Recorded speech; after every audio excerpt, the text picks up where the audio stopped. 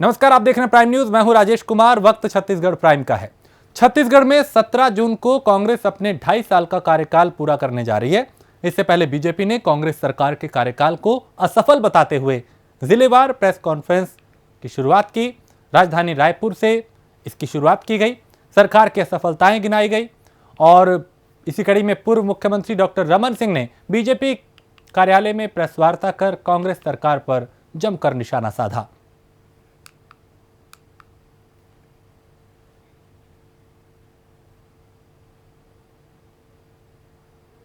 आज मैं आपके बीच रायपुर में आपके बीच हूँ। मेरे साथ जिला के सम्मानीय अध्यक्ष श्रीचंद जी हैं। दोनों मेरे जिले के महामंत्री साथ में हैं, जिले की पूरी टीम। और आज जो महत्वपूर्ण विषय है, इतिहास में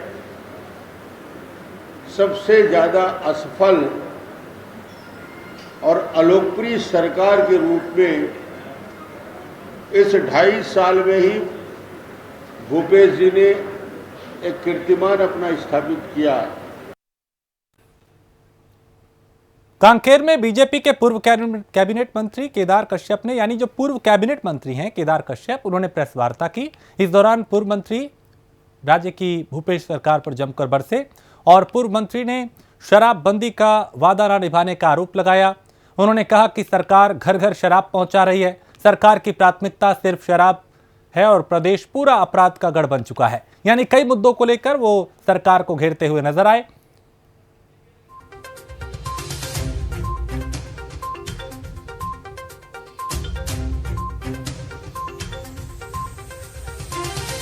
तो शराबबंदी का वादा ना निभाने का आरोप लगाया।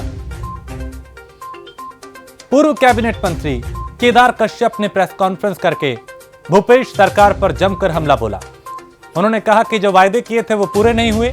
शराबबंदी का वादा निभाने का उन्होंने कहा कि जो वादा किया था वो नहीं निभाया गया।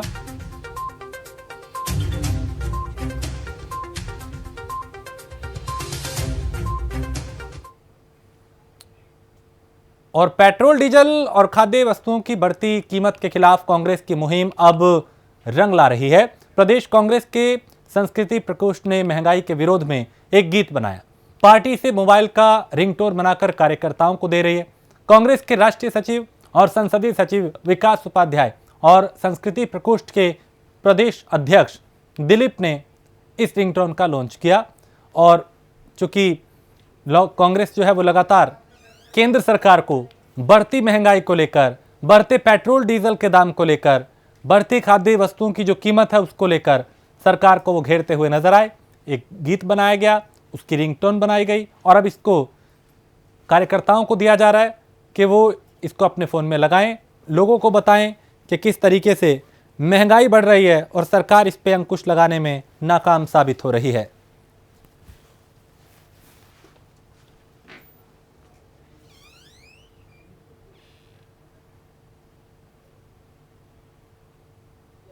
बीजेपी अच्छे दिन के नारे के साथ सत्ता में आई थी और पिछले 7 साल से भ्रष्टाचार और महंगाई चरम सीमा पर है। इन तमाम चीज़ों को लेकर ये जनता की आवाज़ है। आज जनता परेशान है। महंगाई, जिस प्रकार से महंगाई बढ़ रही है, 100 रुपया पेट्रोल, 200 रुपया तेल, खाद्य पदार्थ की दाम हो गए। जिस प्रकार से महंगाई बढ़ रही है, आम आदमी परेशान है। हम तमाम कांग्रेस के साथियों ने आज एक रिंगटोन का विमोचन किया और संकल्प लिया है कि हर व्यक्ति को हर मोबाइल के अंदर उस रिंगटोन को भेजने का काम हम करेंगे। जो जनता की आवाज़ है वो बाहर निकल कर आना चाहिए। और खबर जांजगीर चांपा से है, जहां 90 लोगों को जम्मू कश्मीर में बंधक बनाया गया है। श्रीनगर में ग्रामीणों को ईंट ठेकेदार ने बंधक बनाया है और बंधक लोगों में बड़ी संख्या में महिलाएं और बच्चे भी शामिल हैं। श्रीनगर के कांजीकुंज गांव में ईंट भट्टे पर ये लोग काम करते थे और बंधक ग्रामीणों ने जिला प्रशासन से मदद की गुहार लगाई है। तो श्रीनगर के कांजीकुंज गांव में ईंट भट्टे पर ये लोग काम कर रहे थे। बंधक, यानी जो बंधक है, उन्होंने जिला प्रशासन से मदद की गुहार लगाई है। जांजगीर चांपा के लोग रहने वाले हैं, जहां 90 लोगों को जम्मू कश्मीर का जो श्रीनगर है वहां पे इन्हें बंधक बनाया गया है। तो बंधकों में बड़ी संख्या में महिलाएं हैं, बच्चे हैं। और बलरामपुर में कांग्रेस के 2.5 साल पूरे होने पर, यानी जो कांग्रेस सरकार का कार्यकाल है 2.5 साल उसे होने पर, खामियां गिनाने के लिए बीजेपी के वरिष्ठ पदाधिकारियों के नेतृत्व में प्रेस कॉन्फ्रेंस की गई। और प्रेस वार्ता में बीजेपी पिछड़ा वर्ग मोर्चा के प्रदेश अध्यक्ष अखिलेश सोनी ने प्रदेश की कांग्रेस सरकार पर निशाना साधा और कहा कि उनके 2.5 साल के कार्यकाल की खामियों को उन्होंने गिनवाया। उन्होंने कहा कि छत्तीसगढ़ की कांग्रेस सरकार ने हाथ में गंगाजल लेकर पूर्ण शराबबंदी जो है उसकी बात कही थी, यानी जो पूर्ण शराबबंदी है पूरी तरह से प्रतिबंध करने की बात कही थी। शराबबंदी का मुद्दा बनाकर जनता के बीच बात रखते हुए सरकार बनाई गई थी, लेकिन शराबबंदी करना छोड़ शराब को घर घर पहुंचाया जा रहा है। तो शराब को आधार बनाकर भारतीय जनता पार्टी कांग्रेस को घेरती हुई नजर आई, क्योंकि कांग्रेस ने अपने 2.5 साल का कार्यकाल पूरा किया है। सरकार अपनी उपलब्धियां गिनवा रही है, विपक्ष खामियां गिनवा रहा है। 2018 की विधानसभा चुनाव में कांग्रेस पार्टी के द्वारा एक जन घोषणा पत्र छत्तीसगढ़ की जनता के समक्ष रखा गया और उस जन घोषणा पत्र में अनेक बड़े बड़े वादे, बड़े बड़े सपने लोगों को दिखाए गए। उन वादों में कई वादे थे जो आप जानते हैं, जो मैं आज लेकर भी आया हूं। ये उनका घोषणा पत्र था। ऐसा जन घोषणा पत्र बहुत डिटेल है, वो आप पढ़े भी होंगे। तो बहुत सी चीजें थी उसमें। सबसे बड़ी बात जो थी, कुछ विषयों पे हम चर्चा करेंगे। कोरबा में प्रशासन के आदेश की धज्जियां उड़ाते हुए रेत खनन माफिया धड़ल्ले से खनन कर रहे हैं। रेत माफियाओं में प्रशासन का कोई डर नहीं रह गया। दरअसल मामला पौड़ी उपरोड़ा के बैरा बनही नदी रेत खदान का है, जहां रेत माफिया अवैध रूप से पोकलेन लगाकर रेत का भंडारण कर रहे हैं, लेकिन जिला प्रशासन इस तरफ ध्यान नहीं दे रहा, जिसके चलते इनके मंसूबे फल फूल रहे हैं। तो रेत खदान में माफियाओं की मनमानी जारी है, अवैध रूप से रेत का भंडारण किया जा रहा है और प्रशासन यहां अनदेखी कर रहा है। इन्हें जरा डर नहीं, ना पुलिस का, ना प्रशासन का, ना कानून का, और ये गैर कानूनी तरीके से रेत का भंडारण कर रहे हैं।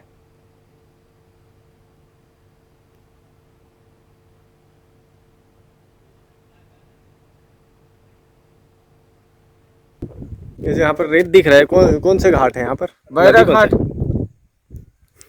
बैरा घाट है। हाँ। तो यहाँ पर जो रेत दिख रहा है बहुत सारी, ये जो है ना डंप किए गए हैं, ये कैसे निकाला गया है? रात के निकाली ने, दिन के निकाली ने, पोखलेन ले। और यहाँ पर मतलब पोखलेन से निकाल के यहाँ पर कैसे लाया गया है? डम्फर में बड़े वाले। कब निकाला गया? और कल और परसों 2 दिन और रात के भी निकाली ने। अंबिकापुर में आदिम जाति सेवा सहकारी मर्यादित दरिमा से अब तक 182 किसानों को केसीसी में खाद बीज का वितरण किया गया है। समिति प्रबंधक ने बताया कि किसानों की पात्रता अनुसार खाद बीज वितरित किए जा रहे हैं। दरिमा समिति के खाद लेने पहुंचे किसान ने, यानी वहां से जो खाद लेने पहुंचे थे किसान, उन्होंने बताया कि समिति से खाद बीज व कीटनाशक दवाओं की खरीदी के लिए 12,618 रुपये की राशि और 21 बोरी खाद केसीसी से मिल गई है। उन्होंने बताया कि उनके पास संचित रकबा 440 हेक्टेयर कृषि भूमि है, जिसमें मुख्य रूप से धान की खेती होती है।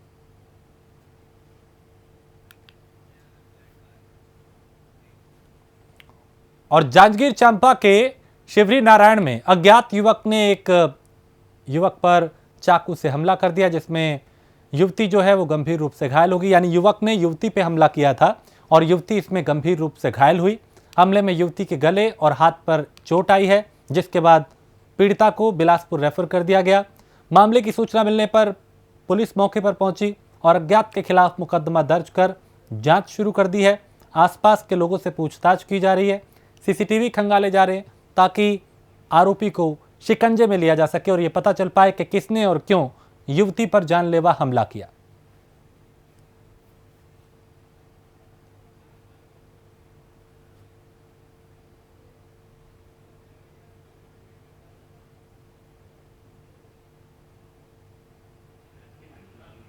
कल रात करीब 8:30 बजे की बात है। लड़की अपने घर से बाहर खेत तरफ गई हुई थी।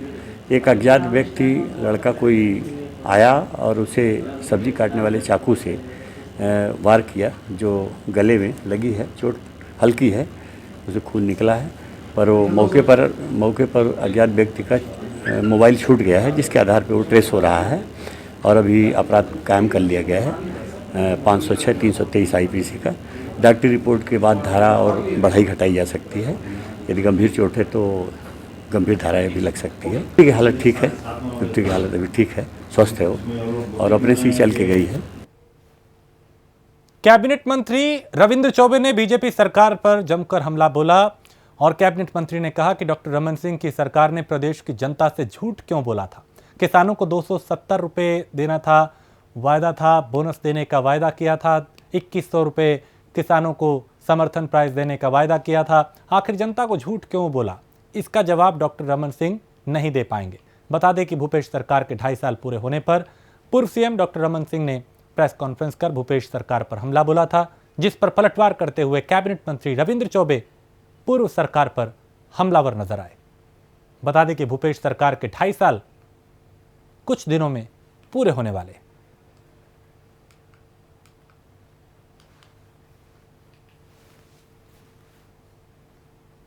आपने डॉक्टर रमन सिंह जी के कार्यकाल में किसानों से लगातार झूठ क्यों बोला था?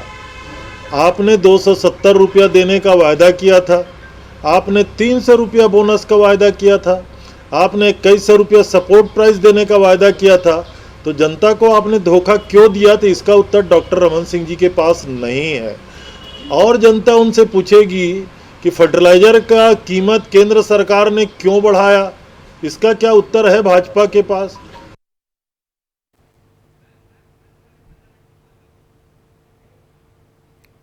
जांजगीर जिला सहकारी केंद्रीय बैंक के मैनेजर को डीएम के निर्देश पर शोकॉज नोटिस जारी किया गया है।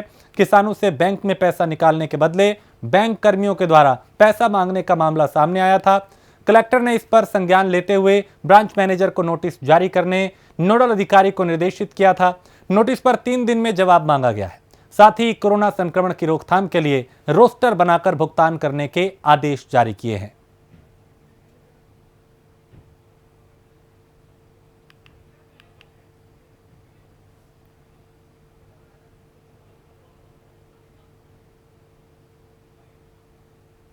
दैनिक समाचार पत्र के प्रथम पेज पर बैंक में भुगतान में लापरवाही के बारे में छपा खबर आई थी, जिसे आज नवपदस्थ कलेक्टर साहब ने संज्ञान लिया है और मुझे निर्देशित किया था कि उपरोक्त विषय पर जांच की जाए बोल के। तो मेरे द्वारा प्रारंभिक जांच की गई और शाखा प्रबंधक को नोटिस जारी करके कारण बताने के लिए कहा गया है 3 दिन में अपना, और जांच की कार्रवाई भी आगे बढ़ाई जा रही है।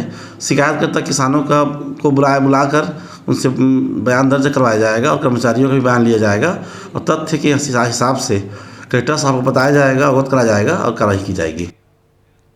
बेमेतरा में कई पटवारी राजस्व संबंधित कार्य के लिए किसान और ग्रामीणों से अवैध वसूली कर रहे हैं। छोटे से छोटे काम के लिए महीनों भटकाया जा रहा है ताकि लोग रिश्वत देने के लिए मजबूर हो जाए। इसके अलावा किसानों से ट्रांसफार्मर लगवाने तो कभी सरकारी लोन दिलाने के नाम पर वसूली हो रही है। ऋण पुस्तिका के नाम पर कई पटवारी मोटी राशि वसूल रहे हैं। ऐसा ही एक मामला सामने आया जहां रांका हल्का पटवारी ने किसान से ऋण पुस्तिका बनाने के नाम पर 4500 रुपये लिए और दोबारा किसान से 5000 रुपये की मांग की, जिसके बाद किसान परेशान होकर अपनी शिकायत सभापति से की। उसने इसकी शिकायत और जिला पंचायत सभापति राहुल ने शिकायत मिलते ही अपनी टीम को किसान के साथ भेजकर पटवारी का पैसे लेते हुए वीडियो बना दिया। पीड़ित किसान ने बेमेतरा कलेक्टर को वीडियो भेजा है और अब कार्रवाई की मांग की है।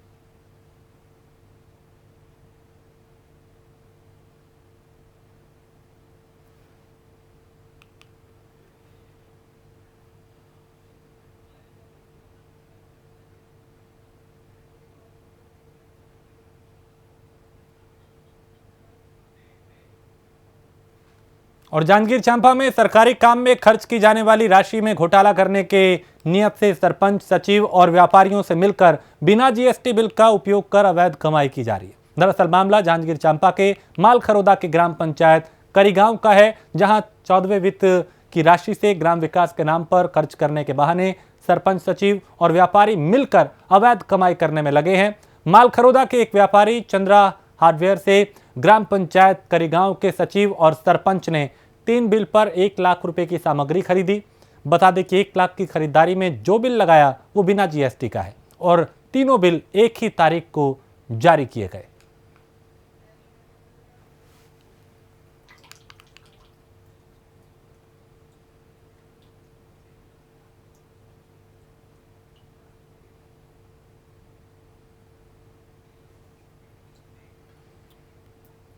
गरियाबंद के ग्राम पंचायत धवलपुर में अध्यक्ष स्मृति नीरज ठाकुर ने झरिया घाड़ा समाज के सामुदायिक भवन का भूमि पूजन किया, जिसकी लागत 7,50,000 रुपए है। इस दौरान बड़ी संख्या में समाज के लोग मौजूद रहे। लोगों ने इस दौरान जिला पंचायत अध्यक्ष का स्वागत किया और कहा कि गांव में सामुदायिक भवन की मांग लंबे समय से की जा रही थी, जो आज पूरी हुई है।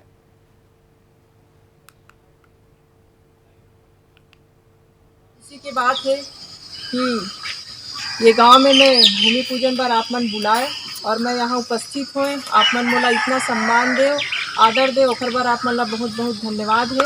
इसी तरह से हमेशा मोला मौका मिलत रहे गांव में आए के और आप मन के बीच कार्यक्रम जो भी छोटे बड़े आप मन के हो बिल्कुल उपस्थित हो के मोला मौका मिले और आप मन के जो भी समस्या होगी आप मन पहली दीदी ला बताए हो।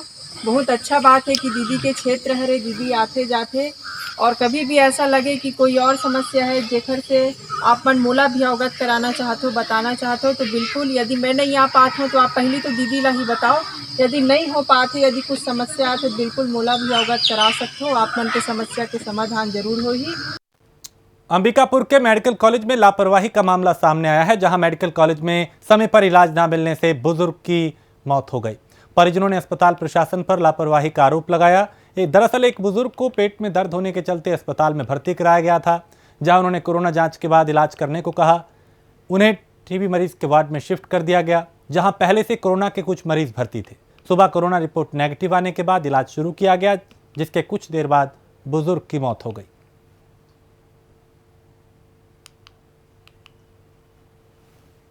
यहाँ पे लगभग 7, साढ़े 7, 8 बजे आसपास उसके बाद लेके आए तो पहले वहाँ पे आप इमरजेंसी वार्ड में रखे थे आधे घंटे तक। वहाँ 1-2 इंजेक्शन लगाए, उसके बाद अपने को भेज दिए यहाँ पे एक व्हील चेयर पे।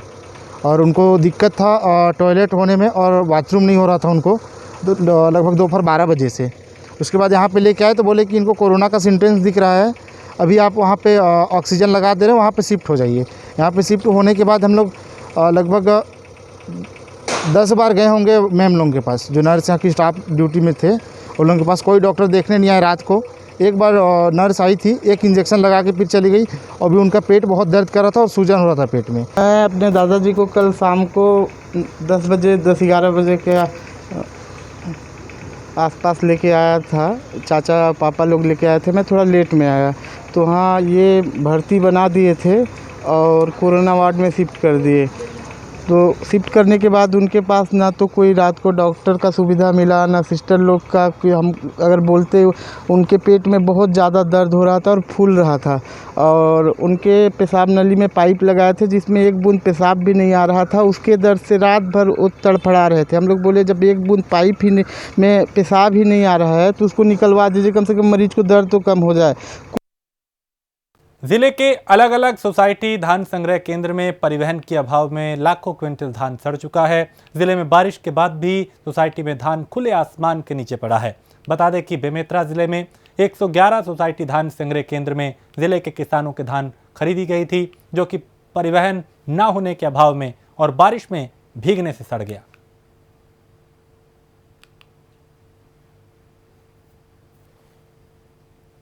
धान की उठाव अब तक जिला प्रशासन द्वारा नहीं हो पाया है, जिसके चलते सैकड़ों कुंटल धान फिर बारिश के भेंट चढ़ गए और भीग गए। अब देख सकते हैं जो धान है वो पूरे पानी में किस कदर ख़राब हो चुका है। ऐसे जिले में देखें तो कई समिति हैं जहां पर हज़ारों कुंटल धान जो पड़े हुए हैं वो ख़राब हो रहे हैं, लेकिन अभी तक जिला प्रशासन की नींद नहीं खुली है।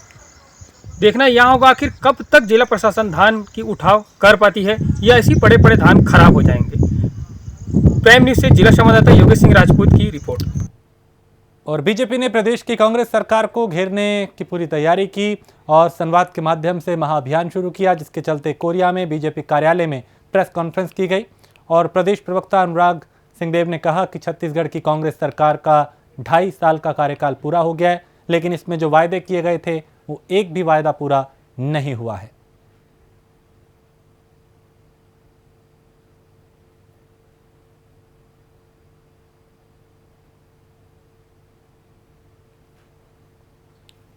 तो सरकार का चूंकि 2.5 साल का कार्यकाल पूरा हो रहा है और इस दौरान बीजेपी अलग अलग मुद्दों को उठाकर सरकार को घेर रही है और कहा कि जो वायदे किए गए थे वो पूरे नहीं हुए।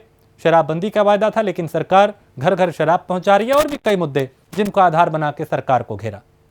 मैंने एक तो घोषणा पत्र का जिक्र किया है कि घोषणा पत्र में जिस तरीके से धान खरीदी की बात है 2500 रुपया, इन्होंने नहीं कहा था कि हम 1.5 साल में 2500 रुपये देंगे, इन्होंने नहीं कहा था कि हम एकड़ में देंगे, इन्होंने नहीं कहा था कि हमको चक्कर लगाना पड़ेगा, आप एक गिरदावरी किया जाए, इन्होंने नहीं कहा था। इन्होंने कर्ज माफ़ी की बात कही थी, इन्होंने ये नहीं कहा था कि हम राष्ट्रीयकृत बैंक का माफ़ नहीं करेंगे, इन्होंने नहीं कहा था कि हम कंडीशनल माफ़ करेंगे, ये तो नहीं करेंगे, अभी भी लोगों के पास नोटिस आ रहा है। इन्होंने कहा था कि हम बिजली बिल हाफ करेंगे, इन्होंने ये नहीं कहा था कि हम यूनिट में हाफ करेंगे।